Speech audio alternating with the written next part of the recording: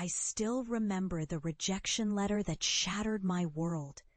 I had poured every ounce of my soul into my portfolio, dreaming of walking through those grand gates of the art school I idolized. But the day I received the letter, my heart sank. "We regret to inform you," it began, but the words blurred into a numb fog. They didn't see my passion. They didn't see my potential. I was denied entry, cast aside like I was invisible. For weeks, I couldn't paint. My brushes sat untouched. My dreams buried under a heavy weight of failure. But deep down, I knew I couldn't let that be the end. If they refused to see my worth, I'd prove it elsewhere. I made a silent vow. I would create my own path. I would build a place where no artist would be turned away, where talent wasn't measured by a single test score or a polished portfolio, but by heart and perseverance. Years passed. I scraped together every penny I could, working multiple jobs, pouring my soul into every canvas I touched. I studied every technique, every story of artists who rose from nothing. And finally, I opened a small, humble art academy, free for anyone who dreamed of creating.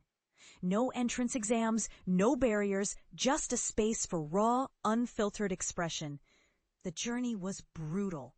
Funding was scarce, supplies were limited, and doubts haunted me every step. But I kept going.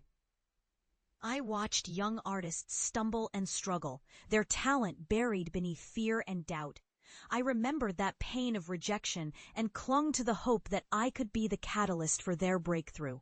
One day, a young girl named Lily walked into my studio. Her eyes were shadowed by frustration, her sketchbook trembling in her hands. She told me she'd been told she wasn't good enough at her previous school, that her art wasn't professional enough. She wanted to give up. I saw myself in her, my own pain, my own scars, and I knelt beside her. I told her, "Your talent isn't measured by anyone else's standards. Art is your voice. Keep fighting, and don't let anyone tell you otherwise."